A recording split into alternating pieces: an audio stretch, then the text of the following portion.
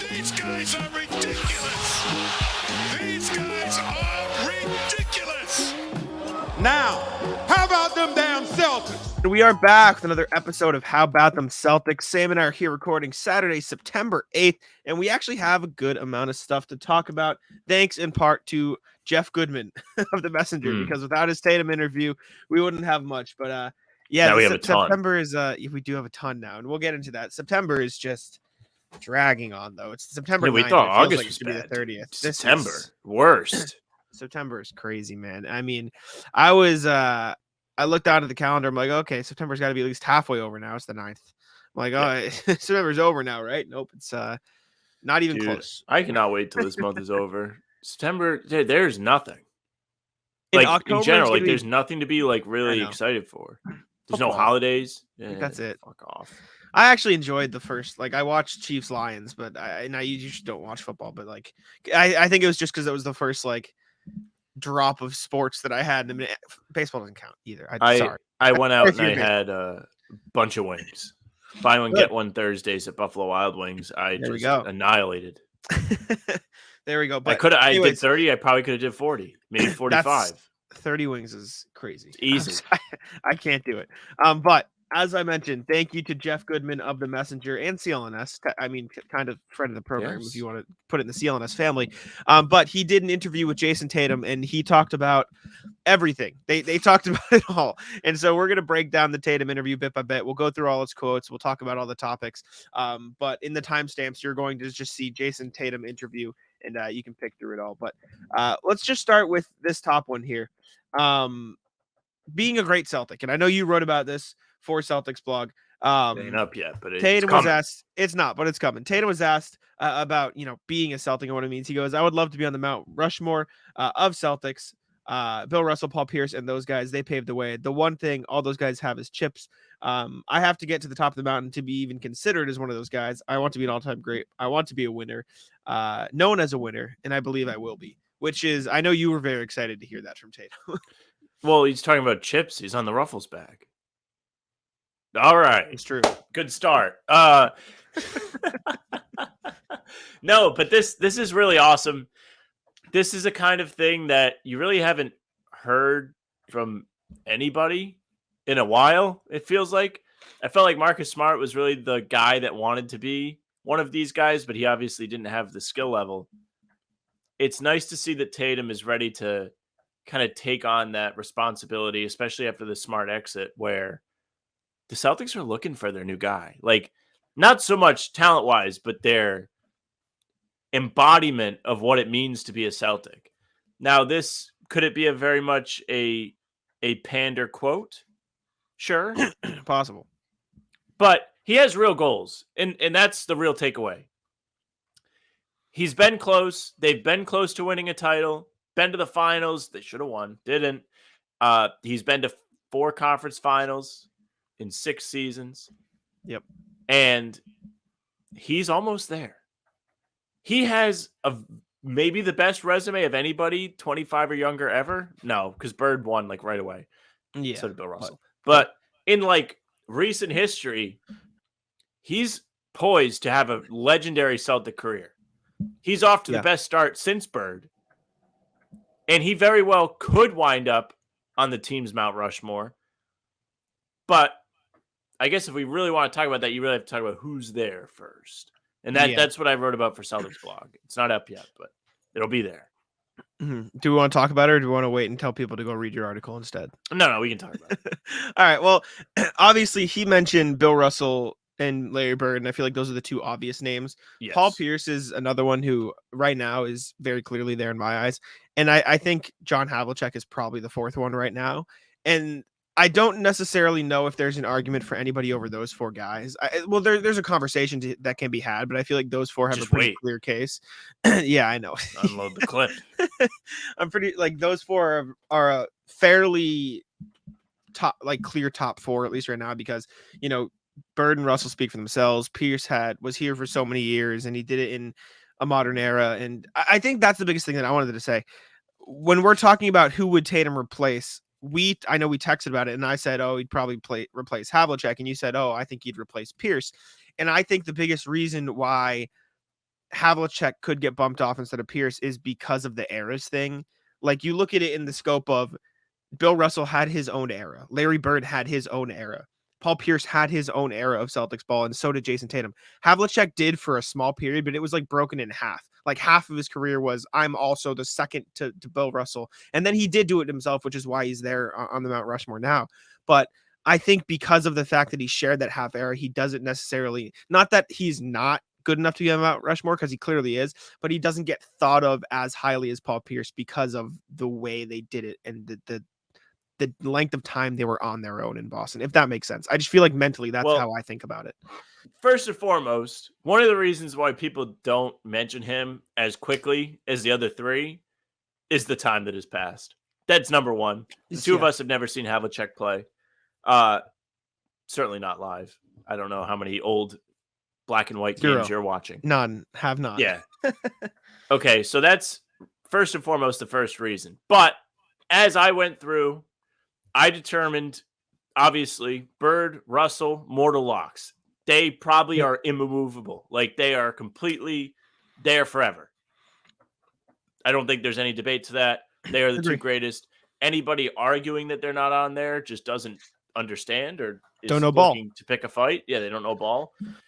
So that's the first step to this. Now, I personally have Havlicek third. And here's why. Did he come up under Bill Russell? Yes. Absolutely he did. But he continued the winning tradition and kept the franchise propelling forward in the 70s. Winning in 74, winning in 76. He won a finals MVP. He played 15 seasons with the Celtics, just as many as Pierce. He is the franchise's all-time leading scorer. Yep. He made a bunch of all-star teams, bunch of all-NBA, and he just kept that winning tradition going. Like, that to me is the biggest thing. Yes, he absolutely was. He was a sixth man at one point.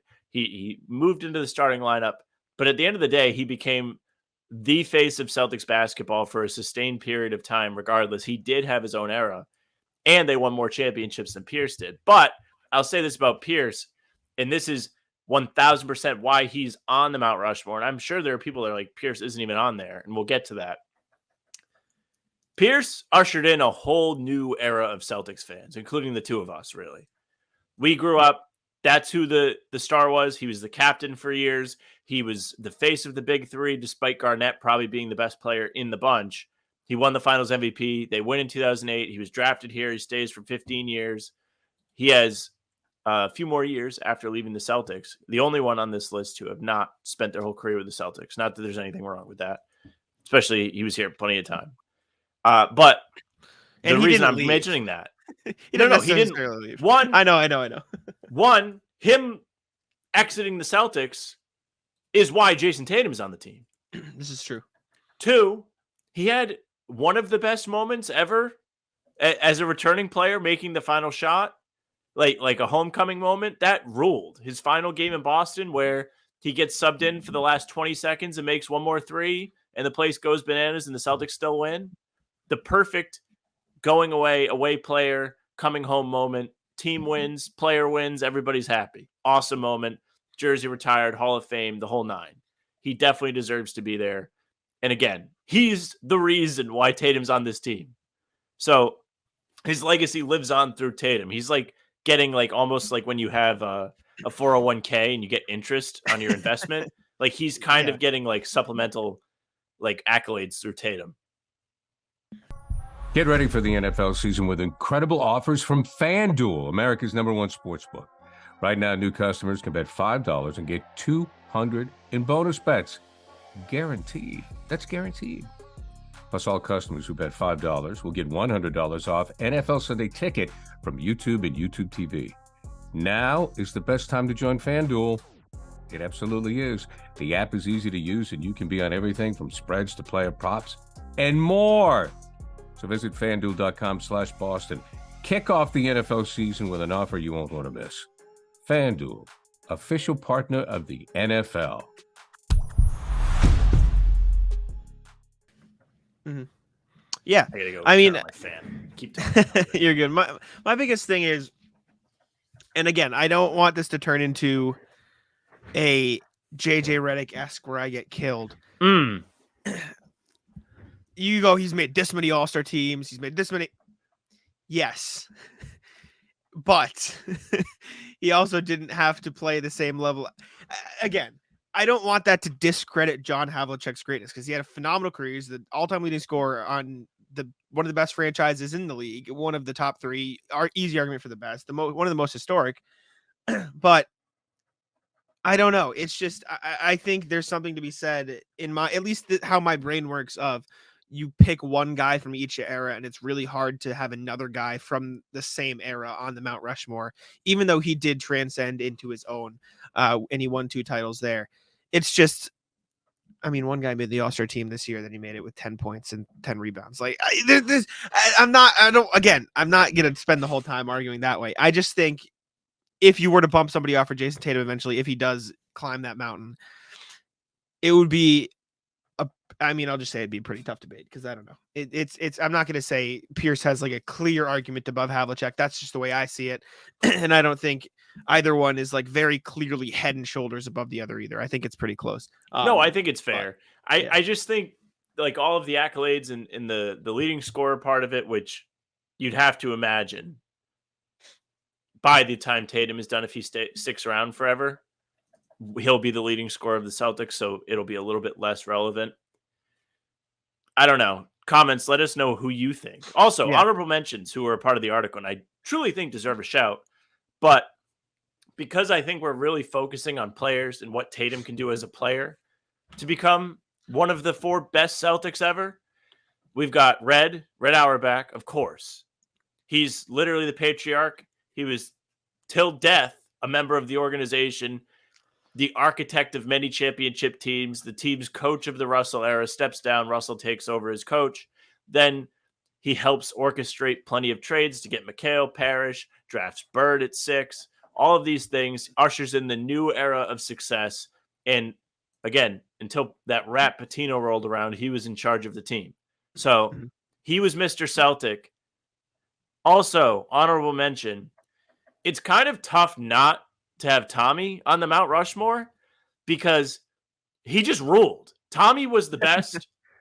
If you ever need like a pick-me-up, go and watch Timmy's like 20-minute mixtape of Tommy just ranting on the broadcast, like all of his highlights being alongside Mike Gorman, who also kind of gets a shout. But Tommy, excellent playing career. He never had to be the guy, which is why I leave him off of the list. It's tough. And I actually kind of hate it because it was like an afterthought. I was like, well, technically Tommy kind of should be on there. And it's because he was on all those title teams. He had big performances throughout the Russell era. He had like a 37-15 game 7 or something crazy like that as a rookie. He coached to 2 championships, those Havlicek championships. And then he was a broadcaster with the team until death. He was a Celtic for all of the championships. He is Mr. Celtic. He is like the epitome of what anybody that puts on a Celtics uniform should be trying to be. So Tommy is somebody else that deserves a shout for this. And if you're in the comments and you're like, Tommy should be on there, I kind of agree. But I tried to make the parameters for this purely playing. Sure. Yeah, that makes sense. That makes sense. Tatum definitely has a chance. He's still young. Yeah, he's got to win title. He has plenty of time. He has a lot of work to do though, because he's 25. He's made, again, 4 Eastern Conference Finals, 1 NBA Finals. He's never missed the playoffs. He's made 4 All-Star teams now, I think. Maybe only 3, or maybe 3 All-NBA. He's racking up the accolades regardless. He needs to win a championship to edge out probably one of the 2 remaining spots, whether it's Havlicek or Pierce. If he wins a championship and sticks around forever, he'll likely, again, eclipse Havlicek as their leading scorer. He'll have a championship, so he'll have that very important piece of the career to be respected in Celtics history. If he wins more than 1, let's say he gets 3. If Tatum gets 3, he might become one of the cement guys that you cannot take off because he is the most talented player since Bird. He has had, again, just a flooded start to his career. success all around. He made the conference finals, took LeBron to a game 7 as a rookie, and he was the head of the snake on that team, really. And he's continued to be an ascending star since then. Yeah, I agree. I'm excited. I mean, he's got to win. He got to win. They better win. They better win. And I will say it is, as I said, when I was entering my JJ Redick era, Tatum is probably going up against the toughest competition that any. It's true. Not because these guys played bad competition, but because competition is just only ever going to get better from here on out. So that's just the way it works. Moving on to the next part of the interview, because there is a lot more, and we just spent 15 minutes on that. We won't spend as much time on all of them, but Tatum was asked about Ime Udoka and him leaving and the ruckus it caused at the start of the season. He goes, it was 2 days before training camp. You lose in the finals and everyone is working their tail off to try to get back to that point. Then you find out that Gallinari tears his ACL. Rob is going to miss the first 25 games. And our head coach is no longer a head coach. It's not easy. It's tough. You play in the finals and you lose and you got to start all the way over. Now we got November games in Detroit. It's real. You're ready to get back to the finals, but you can't skip these steps. It was a lot to process and deal with. And I give us credit. We came together. I think it brought us together as a team. We had the second best record in the NBA. We could have had every excuse to start off slow and make excuses. And I think their season, and I think we've talked about this, kind of went the opposite of way a lot of people expected. A lot of people expected laughing because I was going to say it. They should have gotten off to a slow start and then got hot at the right time, but instead they got off to a ridiculously hot start and then they got cold at the wrong time.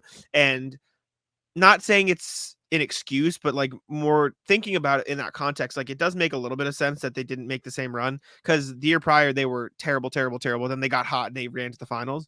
This past year they were great and then they were not great for a while, and then they still made the Eastern Conference Finals, but they just didn't have the oomph to get over the hump. So you got to see them put it together. Again, it wasn't an excuse. You got to see them put it together for an entire season. But I do think now that this is the first time in 3 years that the Celtics have had continuity from season to season. And I think you could see them take advantage of that.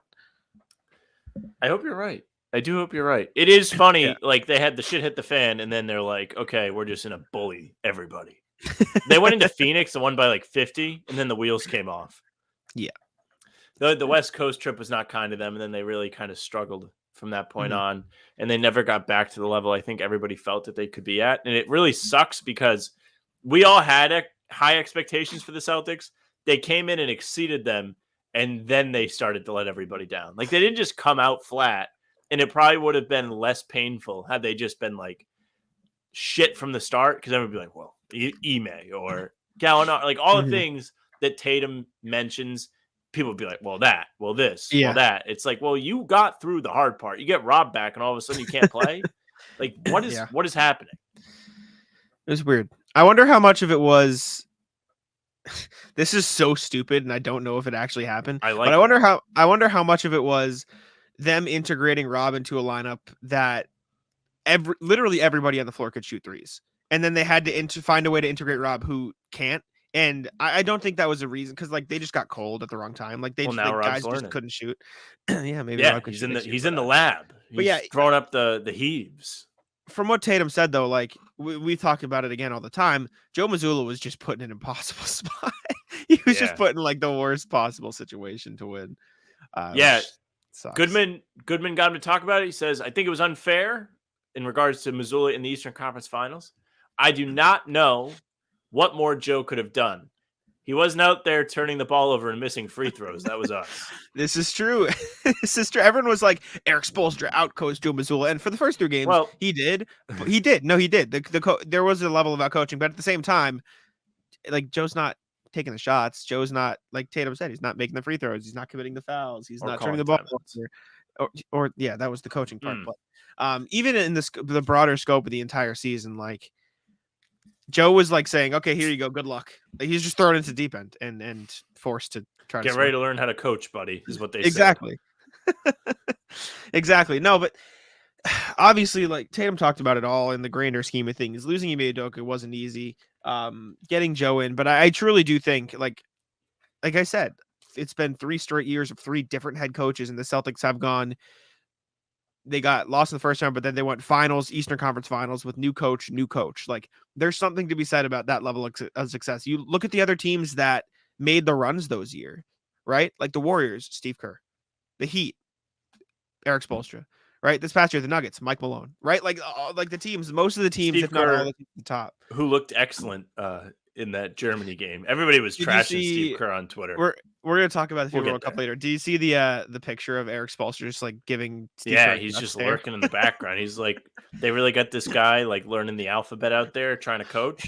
That's what I'm saying. Jeff Goodman also spoke to Jayson Tatum about the Marcus Smart trade. He goes, "I am for sure going to miss Marcus, or excuse me, I am for sure going to miss Smart. He was my teammate for 6 years, and we've been through it all. We had good moments together. We had bad moments together. He's somebody that I wish was going to be my teammate forever." Yeah, I would agree with that, Jason. But should have been more vocal to the front office. Be like, I'm going to leave if you trade him. That you could have prevented it. Well, but he wants to be the victim. Tough. But speaking of where vocal, were you? Where were you when they traded him? Speaking of vocal leadership, all that stuff, Jeff Goodman also spoke to Tatum about this because this has been one of the like most not controversial but talked about points of Tatum's career so far is his I love this part. Style of leadership. He goes, "I'm never going to be Kevin Garnett. As much as people want me to be, that's not who I am. The way I lead, the public may not ever see what I do. When I need to, I make sure my voice is heard and I do it in my own way. I'm not going to be out there jumping up and down, screaming. That's just not my personality, except when it comes to the fouls." But anyways, sorry. As much as people want to talk about it and want me to be that, I'm not changing who I am. I lead in my own way. When I talk, everybody in that organization is going to listen. And whatever I say is for the betterment of the team, and my teammates know that. Hell yeah. Don't trade Smart. Look at that. I didn't even know that was coming. And I was like, you should have prevented it. No, but for real though, that's good to hear. Love to hear that. I think the KG part of it is funny because people do complain about that stuff a lot, including I would like to see him be more emotional every once in a while because you do get like I think that is part of the reason why some people were like, he might not want to stay here. He doesn't really show a lot of like excitement.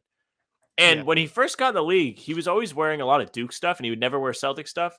Now you see a lot more of like he's got a Celtics hat on. He had the KG jacket he wore into Game 7, and he was like anything's possible, and then they lost. So I'm happy he wants to be a leader. The team definitely needs him to step up and be a leader at this point, which he may already be doing. We don't really see. But with Smart gone, he was somebody that at least the media painted to be the leader of the team, and he's not there anymore. So Tatum, get ready to lead. Yeah, I mean, like you said, I've always talked about this in the concept of not everybody's going to be Kobe. Not everybody's going to be these like complete assholes. Like we talk about all the time. You want everybody on the Celtics to hate everybody else or in the league, right?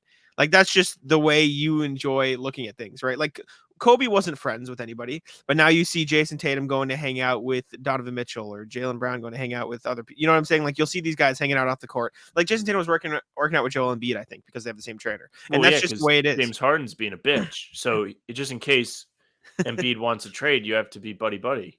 Exactly. No, but they're going to be friends, and everyone's so, don't be friends with these guys that are not on your team. Like that's just the way it is. Yeah. And I think that's just a product of the new era of stars. Like Jayson Tatum is saying here, I'm not going to be the guy screaming and hating everybody. Like, but I don't think you can sit there and say, well, he's not a leader because he doesn't lead in the way that I want him to. Like that's, I think, the part that's unfair. And he addressed it pretty clear here. When I talk, everyone in the organization is going to listen. Okay, you know what? My bad. All you, Jason. You do your thing. And you know what? He's right. He says something. Everybody in that Celtics organization is gonna be like, yeah, sure. Let's try to do that for you. I mean, fucking Emil Jefferson's an assistant coach. Do you think that's coincidence? No. Oh, Harry Giles is on the team. Yeah, but he found a place in Brooklyn. But he has the most influence in the Celtics organization since Paul Pierce. And he's going to act like that. And just because we don't see the way he leads doesn't mean it's not there. And I think he's trying to make that abundantly clear with this, which I enjoyed very much listening to. I liked what he had to say about Boston. I'm going to read that one. You'll skip to that. Yeah, go ahead. Yeah. Cause we're kind of talking about his place within the organization. He tells Goodman, he goes, just recently I started to feel a connection with Boston. I spent my whole adult life here. My son has grown up here. I've grown up here. I've accomplished so many things. It's happened so fast, and Boston has played such an intricate part in my life. I just feel like I relate a lot more in these last 2 years. At first, it was like I live here, but I'm from St. Louis. I'm a St. Louis kid. Now I'm part of Boston. I really feel a connection with the city and the people of Boston. You never know what can happen, but I love playing for the Celtics. I figured out my space in the city and have grown to really enjoy it. I love the fans. It would be really hard to leave this place. So Tatum, who was painted as a flight risk for the first couple of years, doesn't seem that much anymore. And again, this kind of like what I just talked about. You could kind of see a change, more of a connection to the city develop. So I'm happy to read this. Tatum is a good one, and he's proving it by saying the right thing. He behaves well. Even though he's not a vocal leader, like we kind of just talked about for a couple minutes, he does everything the right way. Yeah, I agree. I mean, like you said, the first couple of years, everyone was painting him as he's going to leave. And then you remember when he did that ad campaign for NBA and he put on the Kobe jersey and everyone I remember that. Yeah, reamed it was mad him. as hell. Yeah, I thought it was stupid as shit. Not him putting it on, but all the people getting mad at it. But we've been over that. It's nice to hear him talk about wanting to stay. It's nice to hear him sort of adopt the mindset of I am part of Boston now, because I think that's how. I mean, in a city like Boston, in an organization like the Celtics, the athletes are sort of adopted by the city. You saw it with Marcus Smart, which is why it was so crushing when he left. You saw it with even go to other sports like Tom Brady. Obviously, he went to the Bucs, but he's coming back for week 1 of the regular season this year for the NFL. Look at Mookie Betts. He came back to Boston for the first time in 3 years, and they're like, "Oh, look at him, he's back." Well, they screwed him over. Exactly, and everyone hates the team because of it. Bergeron, he was a great Bruin, great career, just retired. So absolutely, these guys connect with the city. It's a great place to play. If you're listening and you might want to sign a contract here, just know it is. Take Blake Griffin's word for it. Listen to the How About Them Celtics podcast when they're looking to sign a contract. But the last thing that Tatum talked about, which was in the middle of the article, but we jumped over it quick to talk about that. He talked about Jaylen Brown, obviously signed an extension with the Celtics this summer. He said, I was excited for Jaylen and I wasn't surprised. That's a no-brainer for me because he deserves it. He had a hell of a year, the best year of his career, and he was rewarded for that. It was the right time. People make a big deal of $300 million. The NBA makes a lot of money. Contracts will be $350, then $370. That's the way it's going. I was happy for him. I knew it was going to happen. It was a no-brainer, but I still reached out to him and told him he should be proud of himself and his family. Don't take it for granted. This is generational. I'm 25 and he'll be 27 in 2 months. We're far from perfect. He won't ever get the credit. We won't ever get the credit we deserve until we actually win a championship. That is the ultimate goal, but you can't bypass all the things we've accomplished in the 6 years. We've been teammates at a very young age.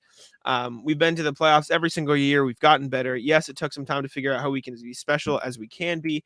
And how we can coexist together. And I know everybody says they take turns. I feel like we got to a place where we're feeding off each other, playing really well. We talk about it all the time. We are due to get over the hump, and it's going to be well worth it when we do. So it's exactly what you want to hear from them. He's right that they won't get the credit they deserve until they win a championship. But realistically, if you look at across NBA history, all duos, you will be hard pressed to find many with as much playoff success as these two have had in their first 6 years together. And the only thing missing is the ultimate goal of a championship, which he admitted here, which I'm not trying to gloss over. But once they do win a championship, knock on wood, I think people would be able to really appreciate, holy shit, they've been to the conference finals every single year. No, it's true. That's kind of what I was talking about when we were like, well, what's it going to take for him to get on the Mount Rushmore? He's off to a tremendous start. And technically, so is Jaylen Brown. But again, it goes back to is it really his era thing, right? Mm-hmm. But the potential for the type of career Tatum could have with the Celtics is unbelievable. Mm-hmm. He has bird potential. He has potential to be that much of an icon in the city, in the sport, for St. Louis, for the city of Boston, all of it. All they have to do is start winning championships, and people are going to really, really start putting Tatum high up on all-time lists, the league's current rankings. We've had to talk about too much. Mm-hmm. way too often. You're going to start to see some crazy shit happen. If they start winning, people are going to be like, he went to how many conference finals? He's 26.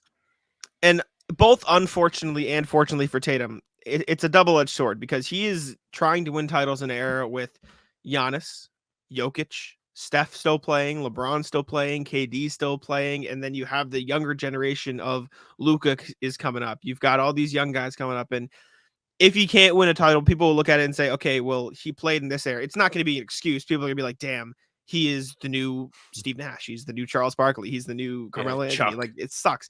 But if he does win, he is going to have to go through some of the best talent in NBA history. Like, Jokic and Giannis are top 25, 30 players of all time, and he's trying to beat them right now. Steph's a borderline top 10 player of all time. KD and LeBron, Steph's probably top 10. 15 top 10. There's a debate, but like, he's going up against some of the toughest competition in NBA history. And if he can, I mean, he broke through the finals once. All it's going to take for him is to get over the top, and people are going to be like, well, shit, Jayson Tatum is that guy. And I'm excited. And I mean, we talked about this in the context of Jaylen Brown. Like, he's got about as good of a co-star as you could possibly have. And I'm very excited about seeing them both in Boston. I mean, we were like 5 minutes away from Tatum being in the GOAT conversation already.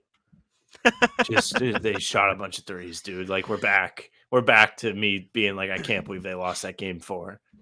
I hope I'm not like 50 and being like, dude, can't believe it. Can't believe they lost game 4. You still will be. Even if Tatum wins 5 championships, like, he could have had 6. Dude, he could have had 6. Yeah. But yeah, go check out Jeff Goodman's interview with Jayson Tatum. Go read it. I applied to write the Messenger. There you go. Well, thank you, Jeff Goodman. As you can tell, I didn't off-season content. Let's move on about that. That's for sure. Good job. The Celtics made a signing. That's the next thing we're going to be talking about. Celtics signed Taylor Funk to a Exhibit 10 contract for training camp. Reported by Bobby Manning, friend of the pod, CLNS Media, and Celtics blog writer. Legend. Reported. Absolute legend. I think he's been on our show more than he might be most. I think he's second behind John Krause. But anyways, Very thank you, Bobby. Too. This is very true. Yes. Bobby Manning, or not Bobby Manning, reported Taylor Funk, 6'8" out of Utah State, 25 years old, undrafted this year. But I have his real GM. He is definitely older for a college player, but he is he sure is. He got that COVID year. He got probably a red shirt, and he looks like Tyler Hero. He does a little bit. 25 years old. He played in Summer League this year for the Heat Summer League team, which, Sam, what's the red flag there if the Heat don't pick him up? If the Heat aren't keeping a guy, probably not a whole lot there. They get every last drop out of the guys they pull off the street. So not great. If Taylor Funk isn't getting squeezed. Not great. As a senior for Utah State, he played in 34 games, started 33 of them, 30 minutes a night, averaged 13 points, 5.5 rebounds, 1.7 assists, shot 45% from the field and 37% from behind the 3-point line. It doesn't, I mean, he's probably not going to actually turn into anything on the Celtics roster, but you have seen a little over a month ago, or I don't know how long ago now. And then now the Celtics are starting to sign these training camp contracts to probably keep in their G League system. They signed DJ Stewart to an Exhibit 10 training camp deal a little while ago. And now they brought in Taylor Funk for a training camp deal. I don't know how much there's to say about it, but just a move we wanted to talk about on the pod. Again, probably just going to be one of those going to play for the G League team filler guys. Yeah, I'm not sure how much there is to say about these guys. Maybe you get some really cool preseason highlights, and we're like, this guy should make the roster. Maybe it's going to be the Javonte Green Max Strus battle from a couple of years ago, and then they took Taco, and Max Strus went and joined Chicago, tore his ACL. Then the Heat found him, and all of a sudden he was real good. Yeah, he was real good by the end of it, but now we got Taylor Funk. He got paid a lot of money. He's going to be for a really good Cavs team though, so good for him. Bobby's tweet about it. Excuse me, just to present a little bit of extra information provided by Bobby on the situation. 6'8" forward Tyler Funk to an Exhibit 10. Funk, who is 26, says he will turn 26. Excuse me, he turns 26 this year. Averaged 13 and 5 on solid splits. Played in Summer League for the Heat. Did not shoot very well for the Heat in Summer League. Bobby explaining the Exhibit 10s here. Exhibit 10s deals bring players into training camp and typically offer a bonus to remain with the G League team for a certain amount of time. The Celtics do have one two-way spot available. DJ Stewart signed earlier this summer to compete for it as well. So it sounds like Taylor Funk and DJ Stewart will be in part competing for the Celtics' final two-way spot, which, to be quite clear, don't really care. Speaking of Exhibit 10, just while we're talking about it, yeah, you sent this to me, mad as hell. Vincent Valerio Badone, oh yeah, who the Celtics let rot at the end of the bench in the Summer League, has been signed by the Lakers. So if he's good, I want everybody here to know that Jack and I know ball, and we were like, this guy fucking rules, and they need to play him. We did, but we were high on him. If he sucks, then you know, what are you gonna Then do? you didn't hear it from us. He looked good. He looked good to me. He has a good basketball body, good movements. He looks comfortable, decent shot. I don't know, man. Agree. But for these, it's almost weird because for these two-way contracts, you almost don't want the Celtics to target JD Davison type players anymore. You'd probably rather see them go after the Jay Scrubs and guys like DJ Stewart and Taylor Funk, who aren't going to be these stars in the league. They're not going to turn into these, big players. Like they're probably not going to be a big, rotation piece, but they could turn into a Sam Hauser. They could turn into a, Caleb Martin or Max Strus. They could turn into one of these guys that is just a solid role player in the NBA. And you're going to see why the Heat and the Grizzlies and all these other teams target role players for their two-way contracts, because you see a lot of teams around the league say, oh, let's go after some high upside 19-year-olds and bring them in and see if they turn into something. At some point, you've got to just go after guys who will turn into role players. And I feel like that's what you could see with the guys the Celtics are targeting for theirs. So it's just about what route they decide to target. Perhaps. Anyways, let's see. I don't think we have too much else Celtic stuff to talk about. The Tatum article took a bunch of our time, but NBA 2K24 just dropped, Sam. I don't know if you're going to play it. I know we used to play back in the day, but I haven't played in a minute. But with the release of NBA 2K24, Celtics ratings have dropped. We talked about it briefly when some of them came out. We know Tatum is a 95 because 2K teased the game and released all of their top ratings. So we know that, but the rest of the Celtics roster ratings are also out, and we're going to talk about them here. Tatum is a 95. Jaylen Brown is an 89. Kristaps Porzingis is an 86. And those are the top three guys, which makes sense. And then past that, the rest of the Celtics core, quote unquote, Brogdon 83, then Horford, Derek White, and Robert Williams all sitting at an 82. So find ratings there. I mean, I get why 2K puts Brogdon above Horford, Derek White, and Robert Williams, even though I might not agree with it. And it's because, ooh, shiny, he won an award. Let's put him up. Like, that's probably what 2K is thinking, because 2K is 2K and they don't really watch basketball. Like you're upset. You Well, like this nonsense. Should Brogdon be ahead of Horford, White, and Rob? I think maybe. Really? But I think Derek White should probably be higher. And we'll probably see a shift once the season gets underway, because you're going to have a bigger role. You're going to see more opportunity for him to flourish, and people will catch on to it. The Celtics are going to be plastered all over national media because they're supposed to be contenders. You're going to hear people talk about White, and 2K is going to have to juice him a bit. Probably. That was less a shot at Brogdon and more a shot at 2K doesn't watch basketball, because they don't. I was watching King of the Fourth Quarter. He put out his first video, and in the sim, his team was playing the Kings in the playoffs, and it was like 2 years into the future. The Kings rolled out a end of game lineup of De'Aaron Fox, Isaiah Jackson, Mitchell Robinson, Domantas Sabonis, and another center. It was De'Aaron Fox and 4 centers on the court. So 2K, very good at basketball video games. Anyways, the other thing that I wanted to take another shot at 2K for is the Celtics starting 7, their top 7 guys have solid ratings, right? You got Tatum 95, JP 89, Porzingis 86, and then Brogdon 83, Horford, D. White, Rob at 82. The next best player on the roster is Svi Mykhailiuk at 74, which again shows me that they Googled Svi Mykhailiuk, saw he averaged 19 points or whatever for the Hornets in 19 games, and said, oh yeah, he's probably pretty good. And they saw, oh, Pritchard didn't play a lot, he's bad. Hauser didn't play a lot, he's bad. Banton, like they just like, we'll throw all these guys together. It's just, I just like it. I just like how they just shuck the rest of the people on the roster at the same rating. Fuck it. Call the day. Well, they got to earn their respect. It's like Dylan Brooks. Dylan Brooks runs 2K. He wore 24 for the Grizzlies, 2K24. It's him, Maybe. not Kobe. Maybe Dylan Brooks on the cover. That'd be kind of fun. Him in the boxing gloves. Oh, God, the boxing I would glove. put Dylan Brooks on the cover of the game. He's an icon. I I almost think 2K should like really lower the ratings across the board, because I think it would make for a more fun like GM mode. Because if you play, especially in the modern, like now you can start in the 80s, 90s, 2000s, 2012, like you start everywhere pretty much, which is awesome. Can't wait. But if you start in today's era, then like 95% of the league develops into being like an 80. And then the cap gets screwy. Like it's all a mess. People have to like go and game's tweak broken. the sliders and The game's cap so broken. sliders and all of this. Yeah. It's just like, whatever. What I've found to be the most fun, definitely the retro stuff. And I put like a creative player in there just in my career that way. That way I don't have to spend money. There you go. There you go. Yeah, 2K. Speaking I of don't know how Pritchard, much I'm 73. Yeah, 73. Jared Not Weiss great. put out an article of how he could maybe improve. He watched a bunch of tape on him, and this is an interesting take.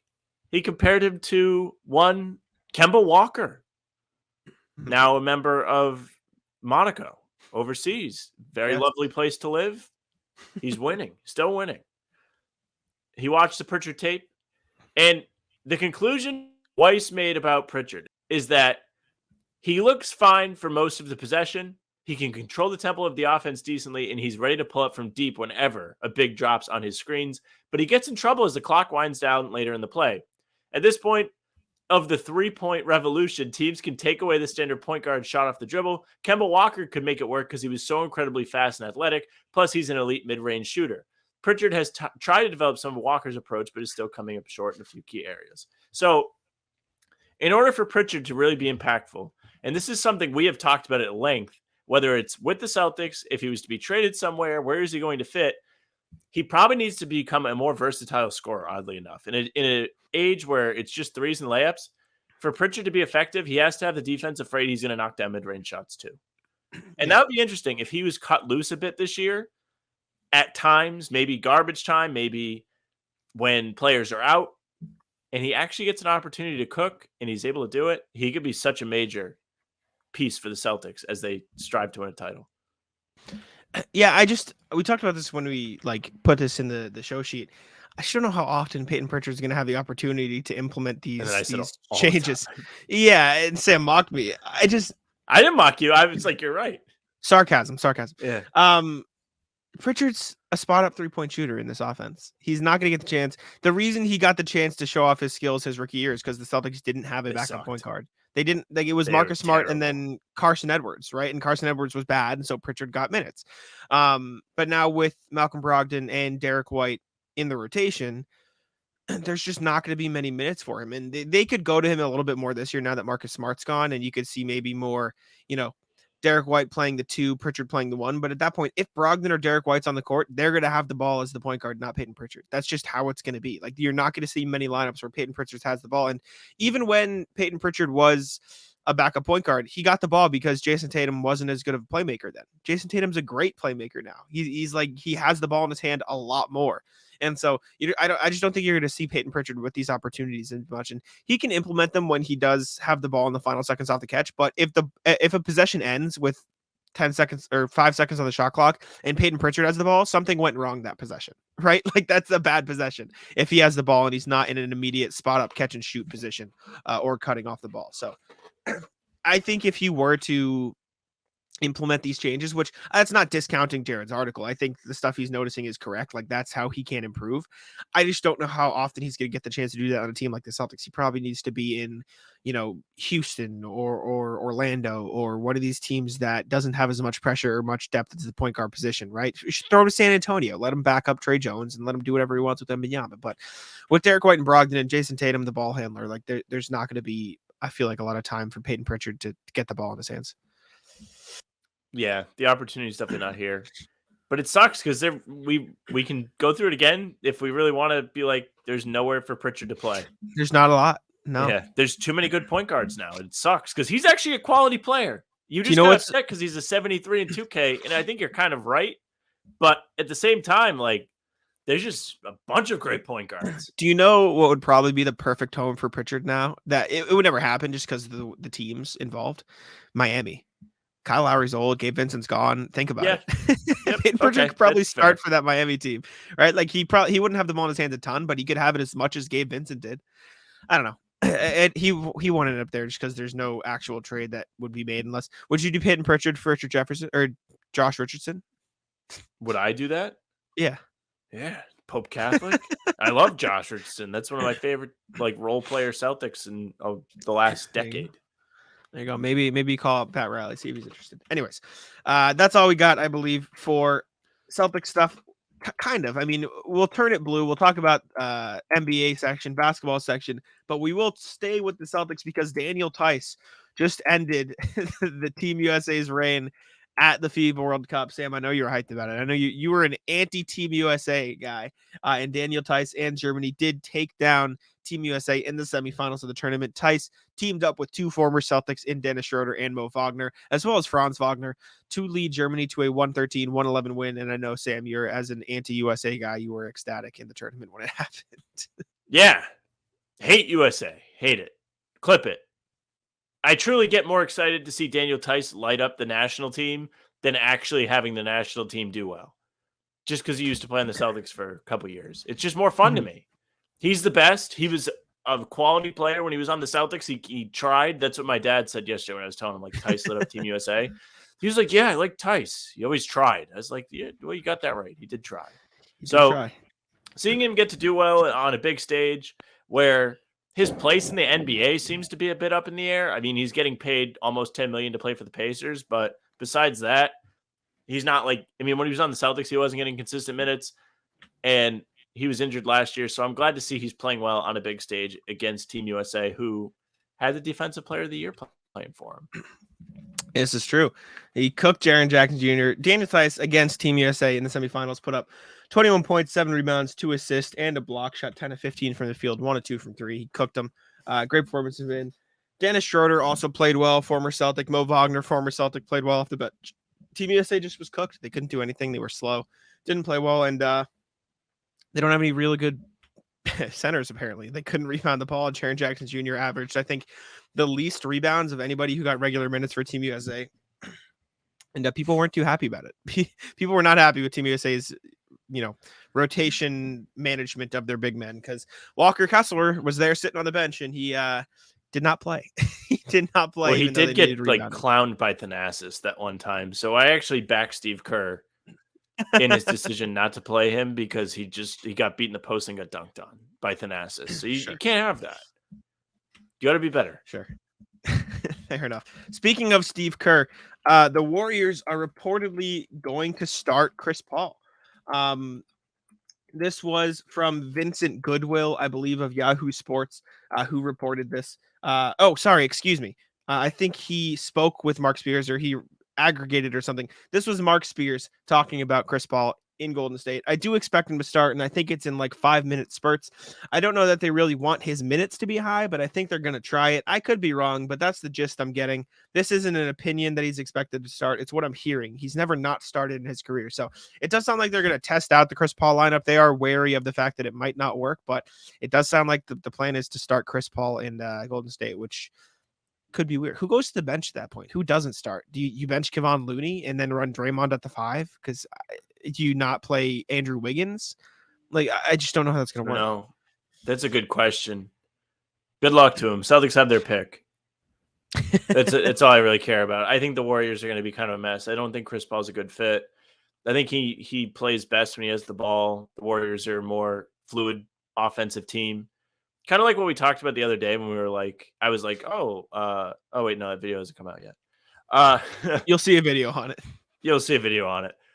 But I think the Warriors aren't going to benefit from having Chris Paul. It was just like a salary dump trade where they're going to lose that $30 million slot after next season. Mm-hmm. So good luck to them. I don't know what they do. If I had to guess, Looney does go to the bench, but then they're really, really small. I think it makes the most sense for Draymond to come off the bench, but then, I mean, how effective is Draymond going to be as a bench player? I don't know. I mean, you could bench Wiggins and just have Wiggins come in for Chris Paul like a couple minutes in, and run Chris Paul, Steph, Clay, Draymond, Looney. Like, that'd probably be fine. It's just weird. I don't know. We'll see what happens.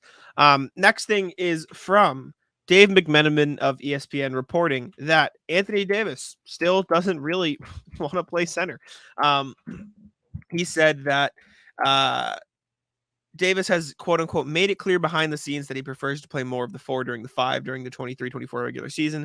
The All-Star big man played almost entirely at the center last year and for much of 21-22. Well, to that, I say, Anthony Davis, you played a lot of center last year and you made the Eastern Conference Finals. What the fuck? Play center. Yeah. Get over it. But it's said that they're probably to start Rui over Christian Wood at the same time. So I don't know if they're going to run Rui at the 3 and then, or Darvin Ham's just gonna be like, sorry, AD, play the center. Get over it, buddy.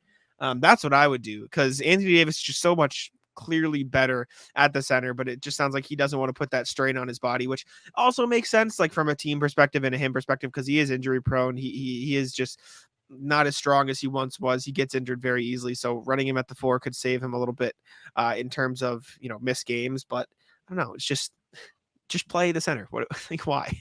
What are we doing? Anthony Davis has not wanted to play center since he joined the Lakers. Always. And it never ceases to make me laugh because he's giant. And also, everybody was raving about how great Anthony Davis was playing defense in the playoffs, deservedly so, until they met the Nuggets in the conference finals. So the take here has to be, did Jokic break Anthony Davis and the Lakers? Like, the Lakers saw Jokic post 26, 14.5, and 11.5 against Davis while Davis was defending him, shooting like 50 and 47 splits. And they're like, all right, dude, like, yeah, we'll slide you to the 4. Just shut up. Like, you can get your wish. You can't handle that guy that can't even move. So, yeah, cool. Lakers, they're going to bend over backwards for this guy. Sure, great. Maybe it's because he doesn't think playing power forward will be as difficult on his body as it will be to play center and have to really work more down low. I don't know. We'll see. I don't know if you guys could hear it through my mic, but I just had some thunder outside that I could literally feel through the floor on my feet. It is not fun outside right now. But the last NBA thing we do have to talk about here is we're going to go through it quickly. We're just going to have quick reactions to him. Bleacher Report, Zach Buckley of Bleacher Report, I believe. Sorry, Greg Schwartz of Bleacher Report. They mesh into one person to me sometimes. Greg Schwartz of Bleacher Report came out with 10 NBA trade predictions for the upcoming season. We're just going to react and say yes or no. Do we agree with them? If we want to give a little bit of thoughts, we can, but this can be a speed run. First one, Dame is traded before the start of the regular season. I rate that a duh on the scale of duh to no way. I think no way. You don't think he gets traded before the start of the regular season? What's going to change between now and the regular season starting that's going to make any team team take a step forward in making their offer?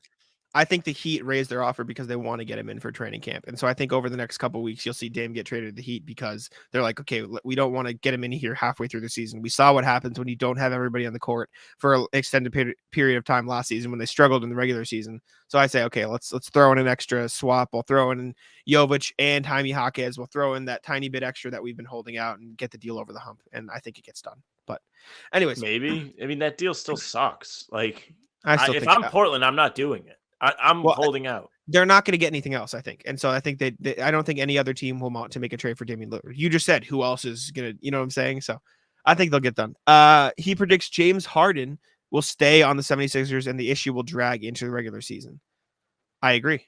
I agree too. I think Daryl Morey has shown in the past that he's going to play hardball. James Harden really doesn't have a leg to stand on. And if I'm Morey, I'm telling him to go to hell. So there's no way they're going to just bend over backwards to trade James Harden. There's no value in trading James Harden. So he's going to be with the Sixers when the season starts. I'm more interested to see if he shows up or not. I think that's going to be the intriguing start of this. Maybe. Part of this. New CBA trade rules will lead to a ton of deadline deals for apron teams.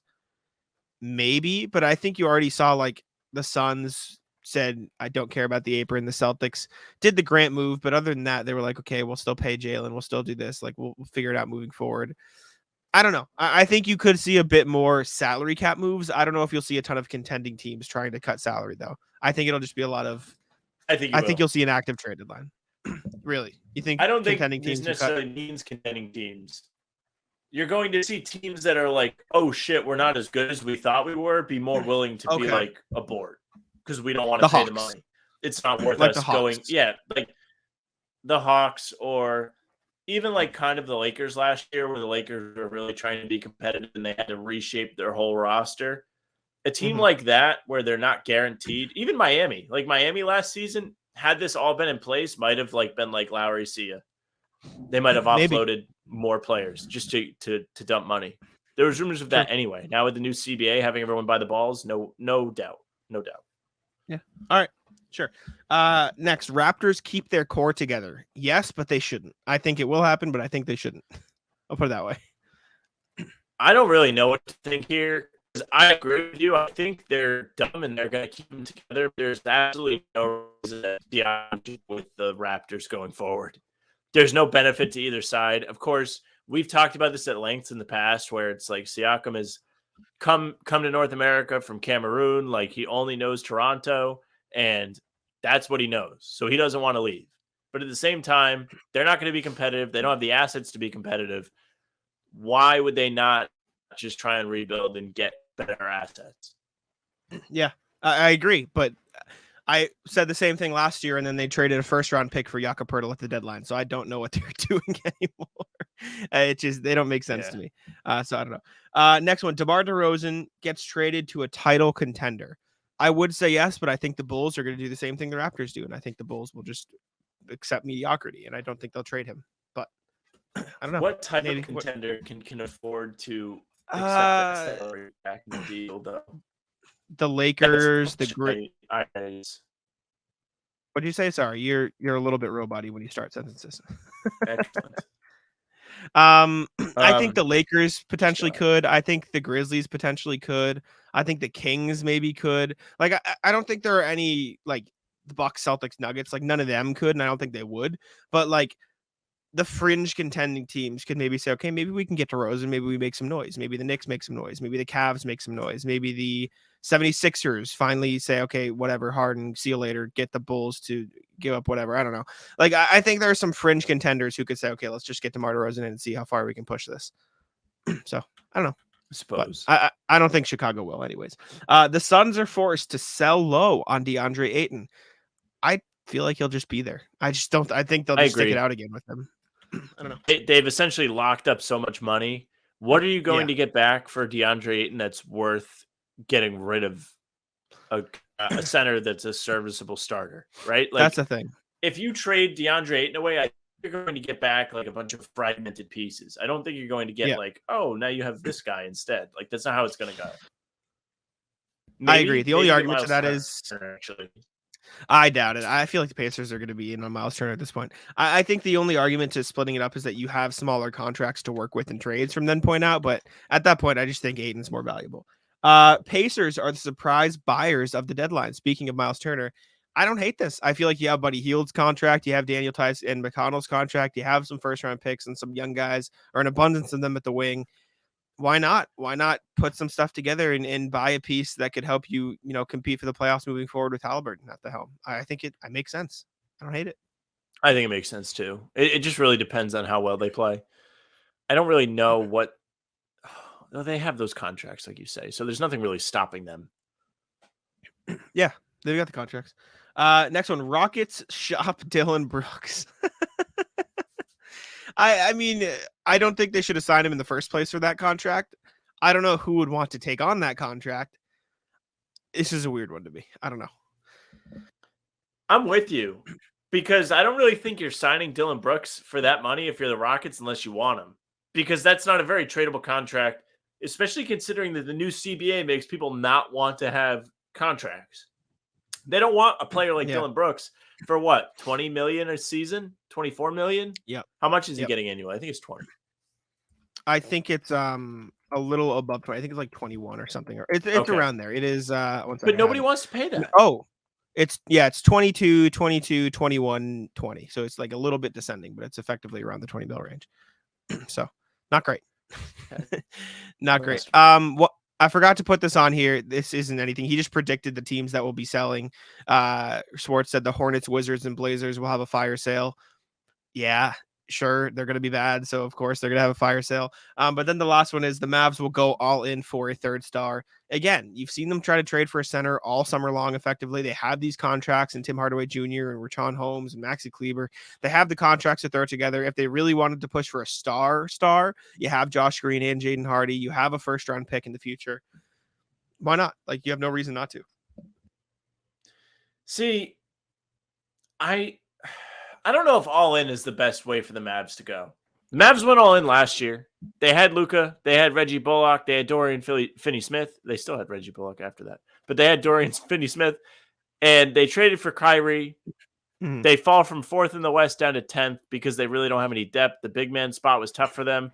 They've made a lot of moves this summer to make their supporting cast much better. That's why I think they could go all in for a third star, because I do think they have the depth to support the move now, because I don't think Tim Hardaway Jr. plays a huge role from that anyways. Well, and all that's in salary. Is giving up your depth. Like, that's what I read that as. Well, no, I don't necessarily think so. I think it means trading your picks and trading your future. And like I said, they have the depth now to support an all-in move because realistically, all it takes to get up to a $30+ million contract is Tim Hardaway Jr., not Reggie Bullock, excuse me, Richaun Holmes, and a random minimum deal, and that gets you around 30 mil. And then you still have Kyrie, Luka, and the star you trade for. You still have Maxi Kleber, you still have the rookies, you still have Grant Williams, you still have Josh Green. Like, you still have a decent supporting cast around it. So I wouldn't be surprised for them to do it just because it feels like they've been aggressive this summer and trying to trade for center anyways. I do also see the argument of, though, that they shouldn't, right? So yeah, I don't know. We'll see what happens. I don't know. In that case, yeah, I can see it. I can see it. It depends on how the season Has Kyrie goes. had the best teammates ever? Like at the end of the day, when he retires, like let's say 20 years from now, it'll be like Kyrie played with LeBron, he played with Tatum, he played with KD, he played with Luka, and then KD whoever else the hell he's gonna play with.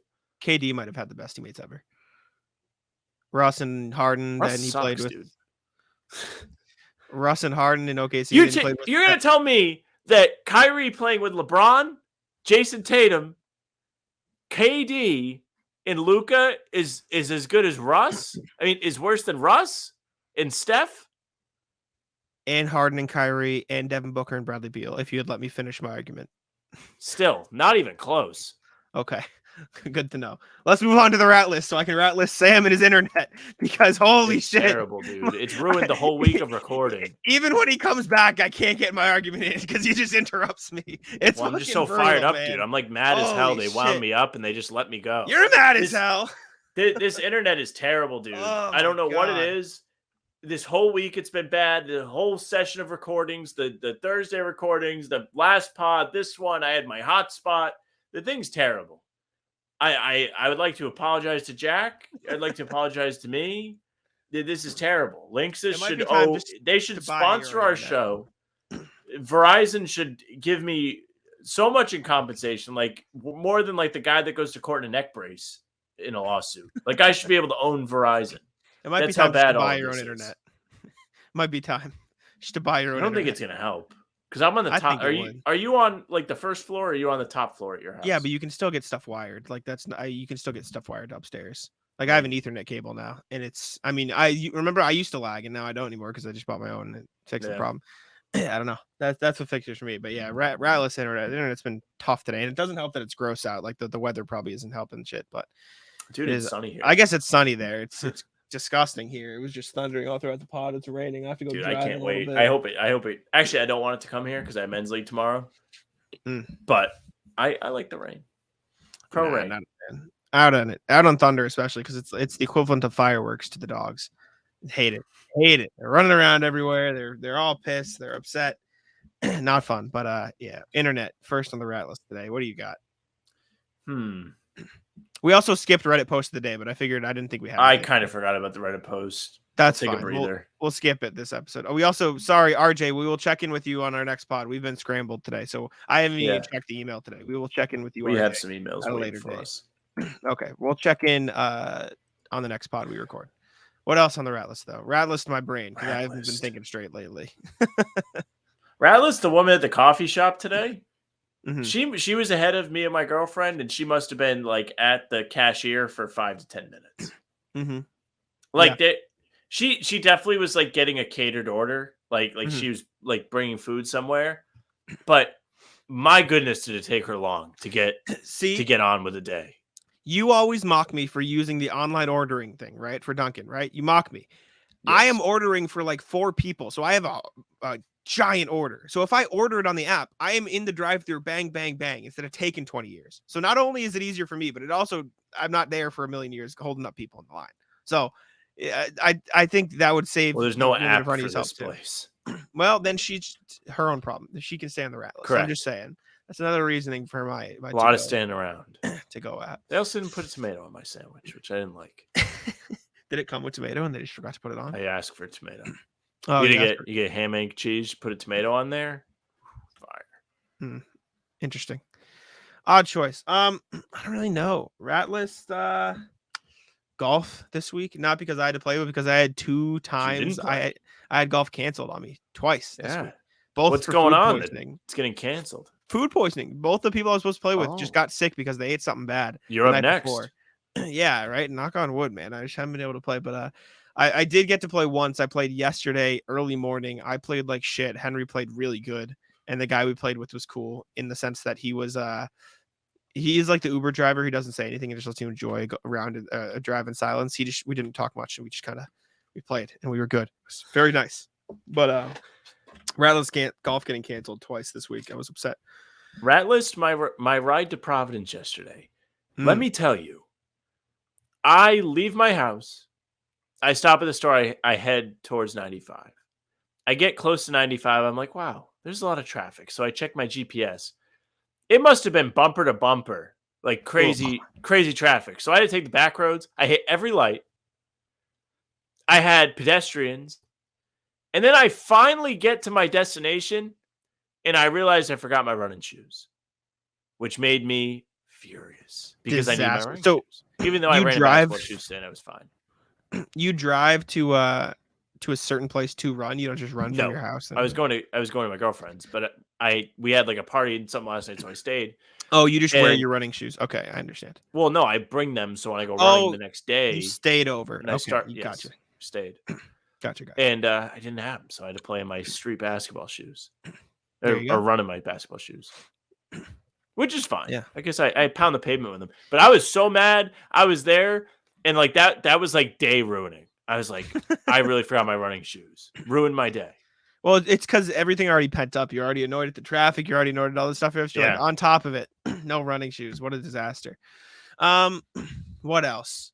I caught McDonald's chicken nuggets the other day, and I found a bone in the chicken nugget. I bit in. It was wings like, from McDonald's. New item. I know. I pulled like a little. It was just tiny little. It wasn't even like a skinny bone. It was like a chunk of something. And I didn't really want to eat my nuggets anymore. After that, I kind of threw like 5 of them away. I'm like, you gotta get the McCrispies. The chicken sandwich from McDonald's is actually quality. I've heard they're good. Quality chicken sandwich. I probably told you. Yeah, I've heard. I like tell everybody that. Like behind Chick-fil-A, that's my number 2. My second favorite chicken sandwich, like fast food places. Yeah, I like Popeyes. McDonald's. I enjoy. Don't Popeyes care for Popeyes. well. Think it's overrated. I think Popeyes good. KFC's is tragic. KFC's is really bad. I couldn't tell you the last time I had KFC. I had KFC driving back from Ball last week because I hadn't eaten yet that day. That's right. You told me that. I did fumble the bag though. I ordered the tenders instead of the popcorn chicken, which is an L. But it is what it is. Is there Ball this week? I forgot to ask you. Is it tomorrow? There is. I assume. Yes, I should be back in time. I should be back in time. I'll ask Henry too, but I don't know when I'm coming back. Okay, you tell me. I'm trying to think of rat list. Like this is not a rat list, but I mentioned that I went to that party last night. It was somebody's birthday. And so my girlfriend is rat list birthdays. So, no. Well, I'm not gonna rat list anything from this. Don't need it to come off the wrong way because I had a good time. But it's funny. It was all med students at this party, and let me tell you, med students are built different. Mm-hmm. They have very, very short learning units. So I feel like things you would learn in a semester, they learn in a couple weeks, and then they have to have an exam on it. So they were all stressed as hell about this exam last week, and I'm talking to them about it. I'm like, so, how's everyone liking the new unit? And they're like, oh, we were so stressed. Like, we all thought they failed. And then the one kid's like, yeah. One, it's pass-fail. He's like, yeah, it's pass-fail. So they're all like cramming, studying as they should be. If I go to the hospital, I want to make sure I'm safe. But they're all like really working hard for a pass-fail exam. And then the average grade was an 85. And they're all stressed. They're all stressed, dude. These kids put themselves through so much. Yeah. And then I love when I go there because I'm like the only one that's not like super smart, at least that way. So they're all like talking about med stuff. And I'm just like, yeah, dude, ball, go and hoop. That's me. That's what I do. That's what I do often with all my friends. They're all talking about like, oh yeah, I'm in sales. I'm in this. I'm like, guys, I've got no fucking clue what's going on. I heard about basketball. Sales. Oof. I mean, it's not exactly the same. I was a nursing major for like a year and a half, and like I will say you do need, at least in my program, an 80 was passing. Like it wasn't like you pass if you get a 60. Like you had to get an 82 pass. So that's probably what pass fail is for them. So 85 isn't like super ridiculous. Like it's still a good grade, but you need an 80 to pass in a lot of cases. And yeah, dude, any sort of school and medical field is fucked. I dropped out after a year and a half. By the time the problem was I dropped out like midway through the semester, like my first semester of sophomore year, but I dropped out like just a few days too late. So I had to continue the classes. Right. And so I had to finish out the classes knowing I wasn't continuing in that major. in Switchman. I could have stopped going to clinicals and still been fine, but I didn't want to like leave them hanging like with a person less. So I kept going like whatever. I stuck it out. But the funny part was we got to the end of the semester and we were taking the final, and this other kid also dropped out similar time as me. And so me and him just speed ran the final. And so all these people are like stressing at the final, and we just like, we raced each other to see who could finish the final first. And I we were like out that. in like 20 minutes and we just filled it all. Did you finish first? It was very close. I think he might have beat me by a second because I was just slower, but I think I got like a 62 on the final and then bounced, and we called it a day, and that was the end for Jack and Nerzinger's goal. Was not a fan for me. That was I wasn't built like that, as they say. not a fan. Me neither. That's all I got for Rouse. You got anything else? No, I'm done, man. We'll call it. Pleasant week. We'll call it.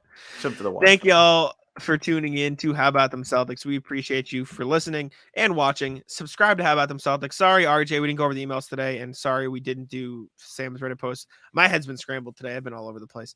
But we'll be back with that, our normally scheduled programming next podcast. We also had the Jayson Tatum interview, which chunked up like 30 minutes of the show. So which is good. Big stuff for us. Yeah, we had content finally.